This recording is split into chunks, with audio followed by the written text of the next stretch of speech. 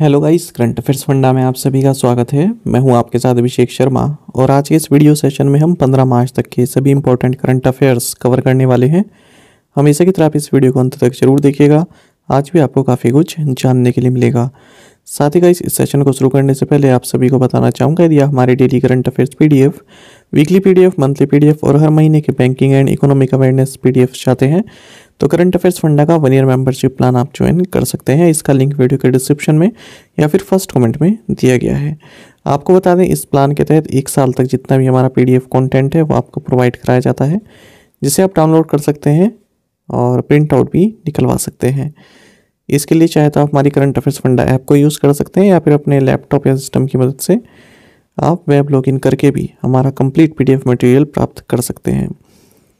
कोई भी एग्ज़ाम हो, चाहे बैंक का हो, एसएससी का हो, रेलवे का हो या फिर स्टेट पीसीएस हो, जहाँ पर भी जनरल अवेयरनेस पूछा जाता है या फिर करंट अफेयर्स पूछा जाता है, सभी एग्ज़ाम्स के लिए हमारे कंटेंट काफ़ी यूज़फुल है। तो कोई भी अगर आपका डाउट होगा इस पीडीएफ कोड संबंधित तो कमेंट बॉक्स में अवश्य लिखिएगा। चलिए फिर करते हैं शुरुआत इस वीडियो सेशन की। सबसे पहले आज का क्वेश्चन देख लेते हैं। काफ़ी कॉमन क्वेश्चन है और एग्ज़ाम में भी पूछा जाता है। The scholar and explorer Ibn Battuta was a native of which country? Ibn Battuta किस देश के मूल निवासी थे? ऑप्शन है ईरान, अल्जीरिया, मोरक्को या फिर सऊदी अरब। मुझे उम्मीद है आप में से ज़्यादातर एस्पिरेंट्स को इसका आंसर मालूम होगा, जो कुछ टाइम से तैयारी कर रहे हैं। तो जल्दी से आप आंसर कर दीजिए, फिर आगे बढ़ते हैं। और इसी तरह के क्वेश्चन यदि आप प्रैक्टिस करना चाहते हैं, चाहे स्ट्रेटेजी के संबंधित हो या फिर करंट अफेयर से संबंधित हो, तो हमारा करंट अफेयर्स फंडा का जो टेलीग्राम चैनल है उसे ज्वाइन कर लीजिए। वहाँ पर डेली हम क्विज पोस्ट करते रहते हैं।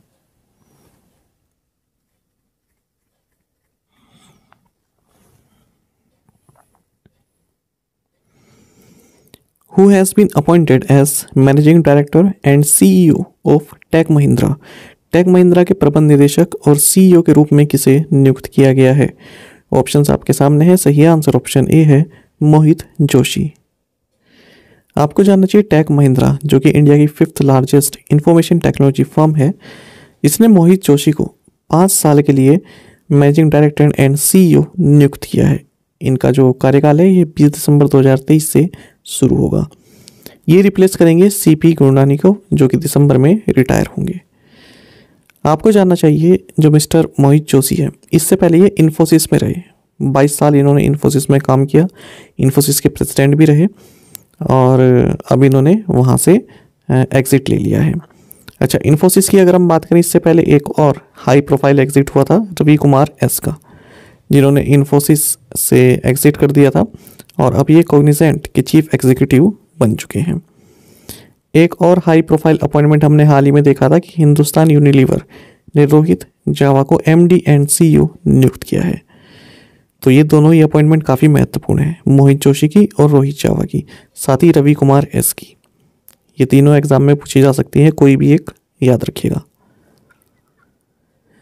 When is the International Day to Combat Islamophobia observed? Islamophobia का मुकाबला करने के लिए अंतर्राष्ट्रीय दिवस कब मनाया जाता है? ऑप्शंस आपके सामने है। सही आंसर ऑप्शन सी है, मार्च 15। देखिए, international day to combat Islamophobia एक इंटरनेशनल ऑब्जर्वेंस है जिसे यूनाइटेड नेशंस द्वारा 2022 में डेजिग्नेट किया गया था। तो हर साल 15 मार्च को ये ऑब्जर्व किया जाता है 140 कंट्रीज़ में। 15 मार्च ही क्यों चुना गया? क्योंकि 15 मार्च एनिवर्सरी होती है किस इवेंट की? क्राइस्ट चर्च मॉस्क शूटिंग जो 2019 में हुई थी, तो उसकी एनिवर्सरी होता है, इसीलिए ये international day to combat Islamophobia 15 March को मनाया जाता है। 51 लोग इसमें जो है मारे गए थे। आपको जानना चाहिए, 15 मार्च 2022 की ये बात है जब यूनाइटेड नेशन जनरल असेंबली ने एक रेजोल्यूशन अडॉप्ट किया। इस रेजोल्यूशन को ऑर्गेनाइजेशन ऑफ इस्लामिक कोऑपरेशन यानी कि OIC के बिहाफ पर पाकिस्तान ने इंट्रोड्यूस किया था कि 15 मार्च को international day to combat Islamophobia observe किया जाना चाहिए। आपको ये भी जानना चाहिए कि 15 मार्च को ही वर्ल्ड कंज्यूमर राइट्स डे भी ऑब्जर्व किया जाता है। 2023 में इसका थीम है empowering consumers through clean energy transitions. International day of mathematics और pi day is celebrated on which day? अंतर्राष्ट्रीय गणित दिवस या फिर पाई दिवस किस दिन मनाया जाता है? ऑप्शंस आपके सामने हैं, सही आंसर ऑप्शन सी है मार्च 14। आपको जानना चाहिए इंटरनेशनल डे ऑफ मैथमेटिक्स या फिर पाई डे, ये 14 मार्च को हर साल सेलिब्रेट किया जाता है। पाई आप सभी जानते हैं, ratio of circle circumference to its diameter, इसकी वैल्यू 3.14 होती है। अच्छा, पाई को हम जो है पाई की वैल्यू है 3.14, इसी से ही ये डेट भी बनी है जिस दिन हम पाई डे मना रहे हैं। तो 3.14 है ना, तो 14 मतलब 14 तारीख हो गया, और 3 मतलब मार्च का महीना, थर्ड मंथ होता है ना, मार्च, जनवरी फरवरी मार्च। तो इस हिसाब से ये पाई डे मनाया गया है आपका 14 मार्च को। मार्च तीसरा महीना और 14 डेट हो गई। आप सभी को जानना चाहिए जो पाई की वैल्यू है सबसे पहले मैथमेटिशियन आर्किमिडीज द्वारा कैलकुलेट की गई थी, और बाद में जो साइंटिफिक कम्युनिटी है इसने इस वैल्यू को एक्सेप्ट किया जब लियोनार्ड यूलर ने पाई के सिंबल को यूज़ किया। आपको जानना चाहिए इसी दिन 14 मार्च के दिन ही एल्बर्ट आइंस्टीन की बर्थ एनिवर्सरी भी होती है, साथ ही स्टीफन हॉकिंग की डेथ एनिवर्सरी भी इसी दिन होती है 14 मार्च को। पाई डे 2023 का थीम है इस बार mathematics for everyone. Which city host AUKUS 2023, the trilateral security partnership between Australia, United Kingdom and United States. कौन सा शहर ऑस्ट्रेलिया, ब्रिटेन और अमेरिका के बीच त्रिपक्षीय सुरक्षा साझेदारी ऑगस्ट 2023 की मेजबानी कर रहा है? ऑप्शन आपके सामने है, सही आंसर ऑप्शन बी है सैन डिएगो। देखिए, UK prime minister Rishi Sunak ये सैन डिएगो पहुंच चुके हैं ताकि जो ऑकस डील है इसको फाइनलाइज किया जा सके। ये जो ऑकस है ये एक ट्राइलेटरल सिक्योरिटी पार्टनरशिप है between Australia, United Kingdom and US. इसके तहत ऑस्ट्रेलिया को न्यूक्लियर पावर्ड सबमरीन्स प्रोवाइड की जाएंगी। आपको जानना चाहिए जो पार्टनरशिप है ये सितंबर 2021 में अनाउंस की गई थी। तो यहाँ पर United states and United kingdom का ये मोटिव है कि जो इंडो पैसिफिक है उसमें अपनी प्रेजेंस को बनाए रखना, क्योंकि जो चाइना है, चाइना का आप माइंडसेट सभी जानते हैं कि कब्जा करना है ना, ज़्यादा से ज़्यादा एरिया अपना दिखाना। तो उसी माइंडसेट को रिवर्स करने के लिए ये पार्टनरशिप लाई गई है। अच्छा, आपको जानना चाहिए फिलहाल 6 कंट्रीज़ ऐसी हैं जिनके पास न्यूक्लियर सबमरीन्स हैं। इंडिया भी है उसमें, US, UK, France, Russia and China, और अब ऑस्ट्रेलिया 7वीं ऐसी कंट्री हो जाएगी जब इसको न्यूक्लियर सबमरीन प्रोवाइड करा दी जाएंगी इन कंट्रीज़ के द्वारा। Which district of Uttarakhand has maximum exposure to landslide risk in the country according to the landslide atlas report prepared by ISRO? ISRO द्वारा तैयार की गई लैंडस्लाइड एटलस रिपोर्ट के अनुसार उत्तराखंड के किस जिले में भूस्खलन जोखिम देश में अधिकतम है? ऑप्शंस आपके सामने हैं, सही आंसर ऑप्शन डी है रुद्रप्रयाग। देखिए, हाल ही में नेशनल रिमोट सेंसिंग सेंटर जो कि हैदराबाद बेस्ड इंस्टीट्यूशन है इसरो का, इसने लैंडस्लाइड एटलस रिपोर्ट तैयार की है। इसमें बताया गया है यदि हम हमारे देश में देखें सबसे ज़्यादा लैंडस्लाइड रिस्क हमारे देश में कहाँ पर है, तो वो आता है उत्तराखंड के रुद्रप्रयाग डिस्ट्रिक्ट में। यहीं पर केदारनाथ श्राइन भी स्थित है। दूसरे नंबर पर भी उत्तराखंड का ही डिस्ट्रिक्ट है टिहरी, और यहाँ पर चमोली भी एक डिस्ट्रिक्ट है, आप सभी जानते होंगे जोशीमठ का जो अभी हमने देखा पूरा किस्सा, तो वो चमोली में है। तो चमोली 19th पोजीशन पर है। आपको बता दें जो इसरो का डेटाबेस है इसमें 17 states and 2 union territories cover है। केरल का जो त्रिशूर है ये 30 नंबर पर है, और पलक्कड़ डिस्ट्रिक्ट 5वें नंबर पर है। Which countries participated in the La Perouse 2023 maritime exercise? La Perouse 2023 समुद्री अभ्यास में किन देशों ने भाग लिया है? ऑप्शंस आपके सामने हैं, सही आंसर ऑप्शन बी है India, Australia, France, Japan, UK and US. देखिए, एक मल्टीलेटरल एक्सरसाइज है ला पेरोस, इसका 3rd एडिशन हाल ही में 13 से और 14 मार्च के बीच में इंडियन ओशन रीजन में कंडक्ट किया गया है। आपको बता दें इसमें जो नेवी पर्सनल हैं, शिप्स हैं, इंटीग्रल हेलीकॉप्टर्स हैं, इन्होंने पार्टिसिपेट किया। साथ ही royal Australian navy, French navy, Indian navy, Japanese maritime self defence forces, royal navy मतलब यूनाइटेड किंगडम की जो नेवी है, और यूनाइटेड स्टेट्स नेवी, इन्होंने पार्टिसिपेट किया है। ये बाइनल एक्सरसाइज फ्रेंच नेवी द्वारा कंडक्ट की गई है। भारत की ओर से INS साहदरी और फ्लीट टैंकर INS ज्योति ने इसमें पार्टिसिपेट किया है। Which small finance bank has launched blossom women's savings account? किस लघु वित्त बैंक ने ब्लॉसम महिला बचत खाता लॉन्च किया है? ऑप्शंस आपके सामने है। सही आंसर ऑप्शन डी है, सूर्योदय स्मॉल फाइनेंस बैंक। देखिए, सूर्योदय स्मॉल फाइनेंस बैंक ने एक न्यू सेविंग अकाउंट्स लॉन्च किया है विमेन के लिए। इसका नाम है ब्लॉसम वीमेन सेविंग अकाउंट। ठीक है, तो ये कंप्लीट बैंकिंग एक्सपीरियंस विमेन के लिए है। इसमें रिवार्ड्स भी प्रोवाइड कराए जा रहे हैं और 7% interest rate per annum provide कराया जा रहा है रुपए प्लेटिनम डेबिट कार्ड के साथ, जिससे आप शॉपिंग करते हैं तो डिस्काउंट्स वगैरह प्रोवाइड किए जाते हैं। बात करते हैं सूर्योदय स्मॉल फाइनेंस बैंक की। MD and CEO Bhaskar Babu Ramachandran है।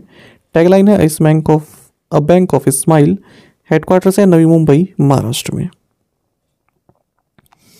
विच bank has opened a mega currency chest in Kolkata? Kolkata में किस बैंक ने मेगा करेंसी चेस्ट खोला है? सही आंसर ऑप्शन ए है, बंधन बैंक। देखिए, बंधन बैंक ने कोलकाता में एक बहुत बड़ी करेंसी चेस्ट खोली है ताकि जो MSME कस्टमर्स हैं और बैंकिंग आउटलेट्स हैं, ATMs हैं वेस्ट बंगाल में, वहाँ पर कैश मैनेजमेंट प्रॉपर तरीके से हो सके। ये पूरे देश में इस बंधन बैंक का 3rd करेंसी चेस्ट है। इससे पहले पटना और गुवाहाटी में भी है। और इस करेंसी चेस्ट के थ्रू अब जो करेंसी सर्कुलेशन है वो सिस्टम काफ़ी सही हो जाएगा। बंधन बैंक की बात करते हैं। सीईओ चंद्रशेखर घोष हैं। हेडक्वार्टर्स कोलकाता में है। टैगलाइन है आपका भला सबकी भलाई। What is the minimum amount for which Punjab National Bank has made the positive pay system PPS compulsory? वह न्यूनतम राशि क्या है जिसके लिए पंजाब नेशनल बैंक ने पॉजिटिव पे सिस्टम PPS को अनिवार्य कर दिया है?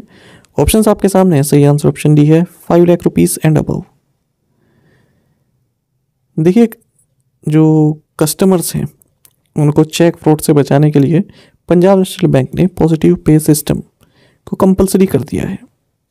किस चेक पेमेंट्स के लिए? जो 5 लाख या इससे ज़्यादा की पेमेंट्स हैं चेक से जो करनी है, उसके लिए पॉजिटिव पे सिस्टम को कंपलसरी बना दिया है। और ये कब से लागू होगा? 5 अप्रैल 2023 से। इससे पहले कितनी राशि पर ये लागू होता था? 10 लाख या इससे ऊपर पे। पंजाब नेशनल बैंक की हम बात कर रहे हैं। वैसे कई बैंकों में 50,000 भी है। अच्छा, ये जो PPS है ये सिस्टम डेवलप किया गया है national payments corporation of India NPCI के द्वारा। इसमें क्या होता है ना, अब ये नहीं है कि कस्टमर जिसके पास चेक है वो बैंक में चला गया और डायरेक्ट उसने चेक अपना कैश करवा लिया। इसमें क्या होता है, जो ये आपका पॉजिटिव पे सिस्टम है, इसमें जिसने चेक इशू किया है ना, तो वो भी कंफर्म करके देगा कि जो कस्टमर है जिसको पैसा मिलेगा उसका अकाउंट नंबर क्या है, चेक नंबर क्या है, cheque alpha code, issue date, amount, beneficiary name. ठीक है, ये सब जिसने चेक इशू किया है वो भी देगा, वो भी सबमिट करेगा। उसके बाद जब दोनों चेक की जो डिटेल है और जो जिसने चेक बनाया है उसने जो डिटेल दी है दोनों मैच कर जाएंगी, तभी उस चेक को कंसिडर किया जाएगा। What is the maximum percentage of the average daily trading volume in values of its share that a company undertaking share buyback through the stock exchange route can purchase under the new restrictions? अपने शेयरों के औसत दैनिक trading volume मूल्य में का अधिकतम प्रतिशत क्या है जो स्टॉक एक्सचेंज रूट के माध्यम से शेयर बायबैक करने वाली कंपनी नए प्रतिबंधों के तहत खरीद सकती है? ऑप्शंस आपके सामने है। सही आंसर ऑप्शन डी है, 25%। क्वेश्चन आप एक बार दोबारा पढ़िएगा, आपको समझ में आ जाएगा, क्योंकि इस तरह के क्वेश्चन थोड़ा समझने में दिक्कत होती है ना, लैंग्वेज इनकी, और ये इसी तरह की लैंग्वेज में बनते हैं। चलिए खैर आगे बढ़ेंगे इसमें। देखिए, भारतीय प्रतिभूति और विनिमय बोर्ड यानी कि सेबी कैपिटल मार्केट रेगुलेटर है। इसने स्टॉक एक्सचेंज रूट के माध्यम से शेयर बायबैक करने वाली कंपनियों की बोलियों, कीमतों और मात्रा पर प्रतिबंध लगा दिया है। आपको बता दें, वर्तमान में कंपनियों के पास शेयर बायबैक करने के लिए 2 विकल्प होते हैं, स्टॉक एक्सचेंज और टेंडर ऑफर। अच्छा, अब नए नियम क्या है ये देख लेते हैं। शेयर बायबैक आप समझ रहे हैं, कोई कंपनी अपना ही शेयर दोबारा खरीद लेती है, उसको शेयर बायबैक कहते हैं। मतलब ये मैं लेमेंस लैंग्वेज में बता रहा हूँ, उसके कई कारण होते हैं शेयर को बायबैक करने के। ठीक है, वैल्यू बढ़ाना अपने शेयर की, एक कारण ये भी है। दोबारा परचेस करती है हाई वैल्यू पे, इसका मतलब वो उसकी जो शेयर की वैल्यू है उसको गिरने नहीं दे रही है। अच्छा, नए नियम देख लेते हैं क्या है। तो इसके तहत कोई कंपनी खरीद से पहले के 10 कारोबारी दिनों में अपने औसत दैनिक ट्रेडिंग वॉल्यूम के 25% से अधिक शेयर नहीं खरीद सकती है।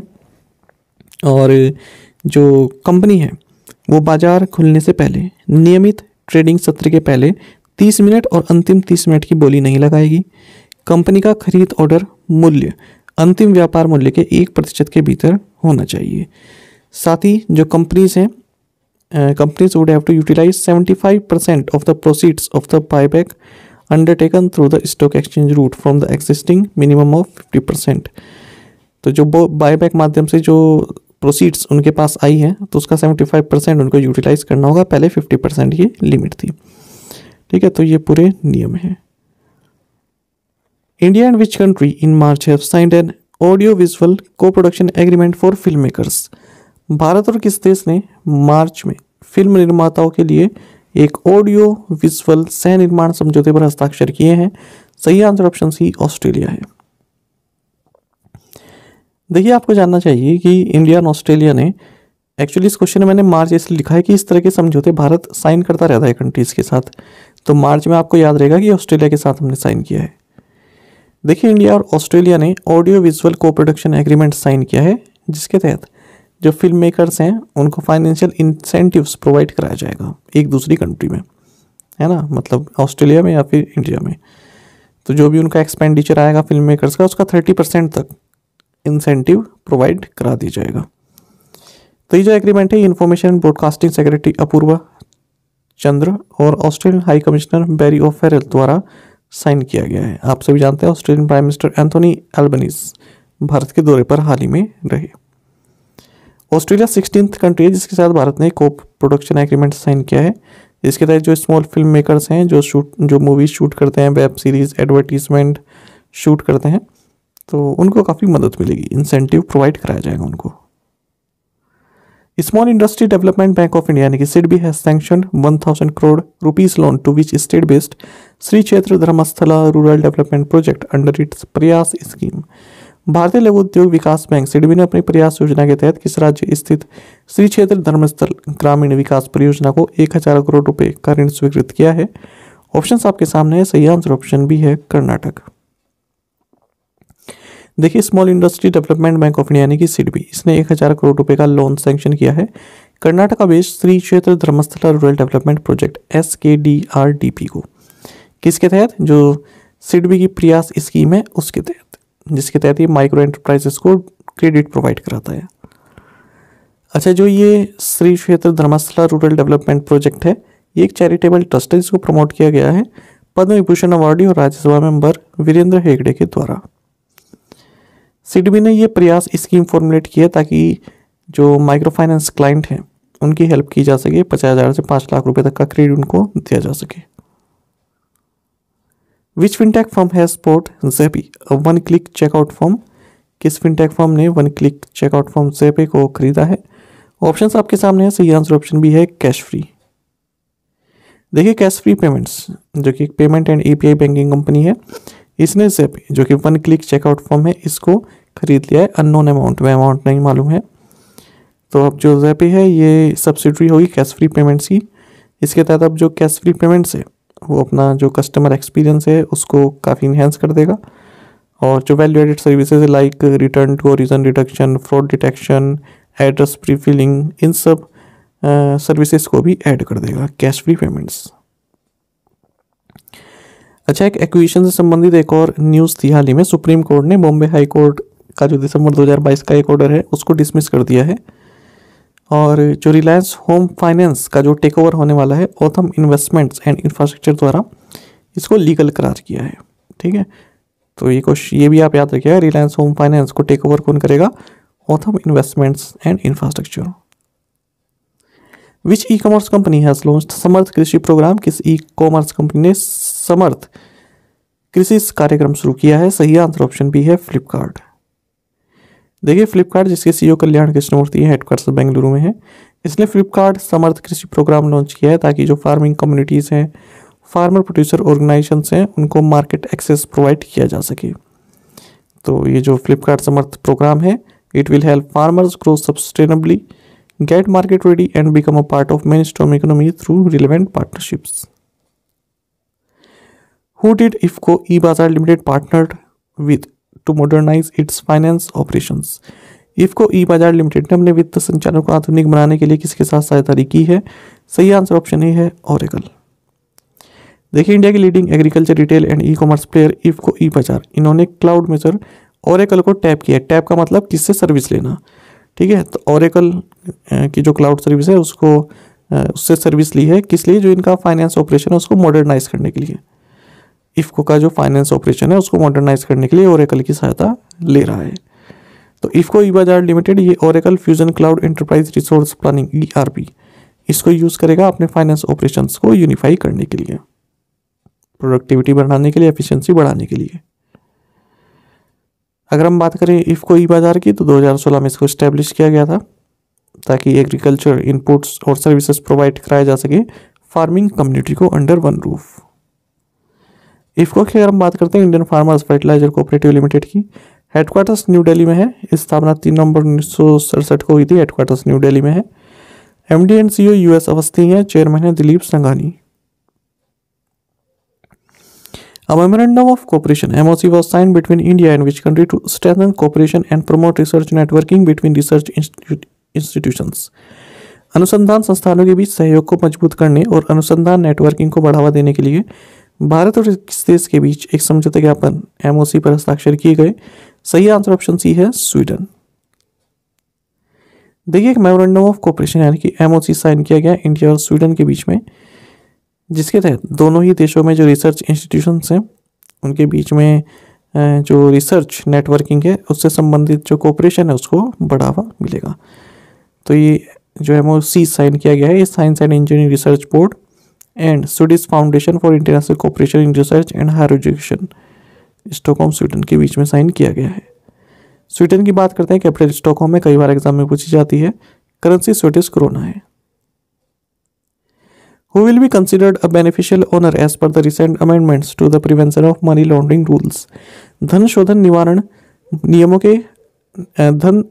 निवारण नियमों में हाल ही में किए गए संशोधनों के अनुसार लाभार्थी स्वामी किसे माना जाएगा? ऑप्शंस आपके सामने हैं। सही आंसर ऑप्शन बी है एनी इंडिविजुअल और group holding 10% ownership in the client of a reporting entity. देखिए कि ये क्वेश्चन हो गया, एक हमने शुरुआत में पढ़ा था सेबी वाला क्वेश्चन। ये दोनों क्वेश्चन ऐसे हैं जो एग्जाम में पूछ ले जाते हैं एग्जाम का लेवल टफ बनाने के लिए, है ना। इस तरह के क्वेश्चन आपको मिल जाते हैं, तो समझना चाहे इन्हें डीप में समझ सकते हैं, वैसे भी ये याद हो जाते हैं। आप केवल इनके जो मेन पॉइंट है वो देख लिया करें कि कितने % है या कितनी अमाउंट है ना। चलिए इस क्वेश्चन को देखते हैं। देखिए, फाइनेंस मिनिस्ट्री ने हाल ही में एंटी मनी लॉन्ड्रिंग लॉ के तहत जो बेनिफिशियल ओनर्स हैं उनकी डेफिनेशन को थोड़ा और टाइट कर दिया है। साथ ही जो रिपोर्टिंग एंटिटीज़ हैं लाइक बैंक, क्रिप्टो प्लेटफॉर्म्स, उनको भी मैंडेट किया है कि आप क्लाइंट्स की जो इन्फॉर्मेशन है वो कलेक्ट कीजिए। अब देखिए, इससे पहले हम दूसरा पैराग्राफ पढ़ें, पहले तीसरा पैराग्राफ देखिए। Under anti money laundering law, reporting entities are banks and financial institutions, firms engaged in real estate and jewellery sectors. Reporting entities का मतलब क्या होता है? बैंक्स हो गए, फाइनेंशियल इंस्टीट्यूशंस हो गए, या फिर रियल एस्टेट फर्म्स हो गई, ज्वेलरी सेक्टर संबंधित फर्म्स हो गई, इनको बोलते हैं रिपोर्टिंग एंटिटीज़। अब देखिए आप दूसरे वाला paragraph. As per the amendments to the prevention of money laundering rules, any individual और group holding 10% ownership in the client of a reporting entity. अभी हमने क्या पढ़ा? रिपोर्टिंग एंटिटी का मतलब बैंक हो गया, क्रिप्टो प्लेटफॉर्म हो गया, ये सब। तो बैंक का कोई क्लाइंट है, क्लाइंट कोई कंपनी भी हो सकती है ना। तो उस जो बैंक का क्लाइंट है, कोई कंपनी मान लीजिए, तो उसमें किसी भी इंडिविजुअल की या फिर ग्रुप की यदि 10% ओनरशिप है तो उसको बेनिफिशियल ओनर माना जाएगा। पहले क्या डेफिनेशन थी? 25% यदि ओनरशिप है तब उसको बेनिफिशियल ओनर माना जाता था। अब कितना कर दिया है? 10%। आ गई आपको ये बात समझ में? और आगे पढ़ेंगे। So far these entities were required to maintain KYC। These entities यानी कि जो रिपोर्टिंग एंटिटीज हैं, बैंक है, ये सब है ना, were required to maintain KYC details or records of documents evidencing the identity of their clients as well as account files and business correspondence relating to clients। अब इन्हें क्या अब इनको क्या जरूरत है? They are required to maintain a record of all transactions। जितने भी ट्रांजेक्शन है उनका रिकॉर्ड इनके पास रखना चाहिए, including the record of all cash transactions of more than 10 lakh rupees. साथ ही अब जो रेगुलेटिंग ये जो एंटिटीज हैं, they will now have to also collect the details of the registered office address and principal place of business of their clients. जो client का registered office address है वो, और प्रिंसिपल प्लेस ऑफ बिजनेस है, जो business place है, उसकी detail इनके पास होनी चाहिए। As per the modified PMLA rules, reporting entities are also now required to register clients being non-profit organizations on the दर्पण पोर्टल ऑफ नीति आयोग। नीति आयोग का जो दर्पण पोर्टल है उसमें भी रजिस्टर करना पड़ेगा इन्हें अपने क्लाइंट को, and are mandated to maintain the registration records for a period of 5 years from the closure of the business relationship और closure of an account whichever is later. साथ ही यदि बैंक के साथ जो कस्टमर है उसकी पार्टनरशिप खत्म हो जाती है, यानी कि उस बैंक में उसका खाता वाता नहीं है, तो जिस डेट को एक खाता बंद करवा रहे हैं उससे 5 साल बाद तक भी आपके पास रिकॉर्ड होना चाहिए। What is the name of the decommissioned satellite that the Indian Space Research Organization carried out a controlled re-entry experiment on? उस निष्क्रिय सैटेलाइट का क्या नाम है जिस पर भारतीय अंतरिक्ष अनुसंधान संगठन ने नियंत्रित पुनः प्रवेश यानी कि री एंट्री प्रयोग किया है? ऑप्शन आपके सामने, सही आंसर ऑप्शन डी है, मेगा ट्रॉपिक्स 1 MT1। देखिए, इंडियन स्पेस रिसर्च ऑर्गेनाइजेशन यानी कि इसरो ने हाल ही में एक extremely challenging controlled re entry experiment किया है। किस पर? एक डीकमीशन्ड सैटेलाइट है मेगा ट्रॉपिक्स, यानी कि अभी यूज़ में नहीं है, ये इस पर किया है। और जो इसका इम्पैक्ट क्षेत्र रहा ये पैसिफिक ओशन रहा है। तो लो अर्थ सैटेलाइट को लॉन्च किया गया। ये जो लो अर्थ सैटेलाइट है जो अब डिसकमीशन्ड हो चुकी है, इसको 12 अक्टूबर 2011 में लॉन्च किया गया था इसरो और फ्रेंच स्पेस एजेंसी CNES के द्वारा ट्रॉपिक वेदर और क्लाइमेट स्टडीज़ के लिए। तो अभी ये डिकमीशन्ड हो गई है सैटेलाइट, काम की नहीं है, इस पर ये एक्सपेरिमेंट किया गया है। कहाँ से किया गया? Mission operation complex in ISTRAC यानी कि ISRO telemetry tracking and command network Bengaluru से। अच्छा, हाल ही में इसरो एक और कारण से चर्चा में रहा। US एयरफोर्स ने निसार, जो कि एक अर्थ ऑब्जर्वेशन सैटेलाइट है जिसको जॉइंटली डेवलप किया है नासा और इसरो ने, ये हैंड ओवर कर दिया है इसरो को। तो US एयरफोर्स का C-17 एयरक्राफ्ट बेंगलुरु में लैंड किया और इसने ही हैंड ओवर किया है NASA ISRO synthetic aperture radar यानी कि निसार सैटेलाइट को। आपको बता दें, नासा जो है इस सैटेलाइट को यूज़ करेगा agriculture mapping landslide prone areas के लिए, और 2024 में एक्सपेक्टेड है कि इसको लॉन्च कर दिया जाएगा सतीश धवन स्पेस सेंटर आंध्र प्रदेश से। Which country remain the world's largest arms importer for the 5-year period between 2018-22? कौन सा देश 2018 से 2022 के बीच 5 साल की अवधि के लिए दुनिया का सबसे बड़ा हथियार आयातक बना रहा? सही आंसर ऑप्शन ए है, इंडिया।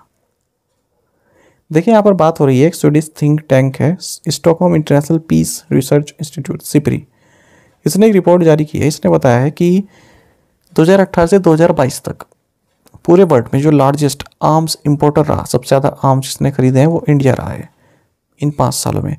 हालांकि 2013 से 17 के बीच में और 2018 से 22 के बीच में जो आर्म इंपोर्ट्स हैं भारत की ओर से, उसमें 11% की गिरावट देखी गई है 2013-17 से, और 2018-12 के बीच 22 के बीच में जो आर्म एक्सपोर्ट है उसमें गिरावट देखी गई। क्योंकि आप सभी जानते हैं भारत अब अपने आप में ही मतलब इंडियंसली बिल्ड कर रहा है कई चीज़ें, डिफेंस के equipments.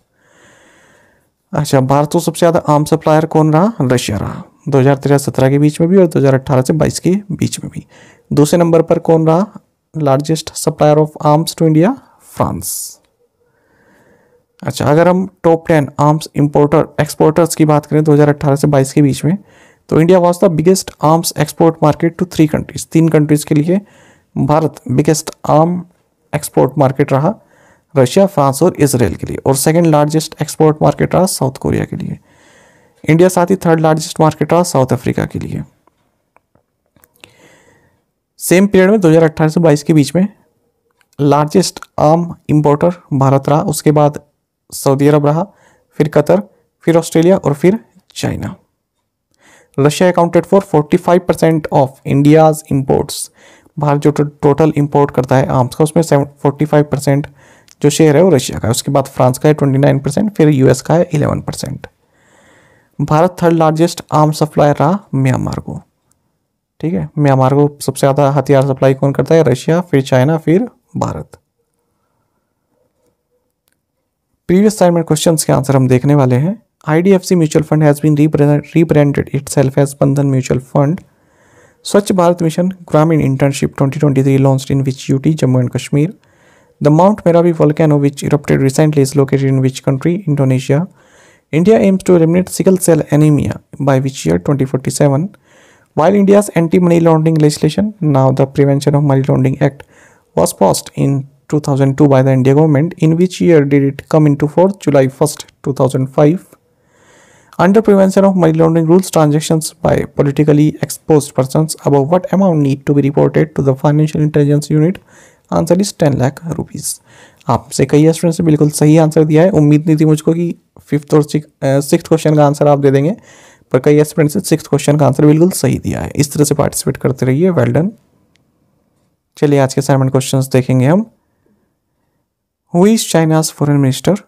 The international day of action for reverse is observed every year on which day? Which railway zone has achieved 100% electrification of its broad gauge network of 3,825 kilometers? Name the Indian Navy's guided missile frigate that joined 2 frontline warships of France in carrying out a 2-day maritime partnership exercise in the Arabian Sea.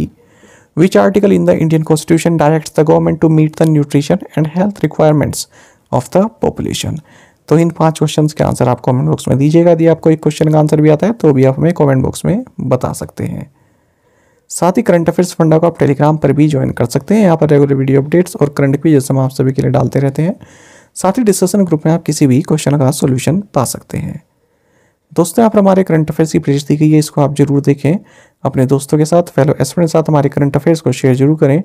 आज का session आपको कैसा लगा comment box में अवश्य बताइएगा। Thank you guys.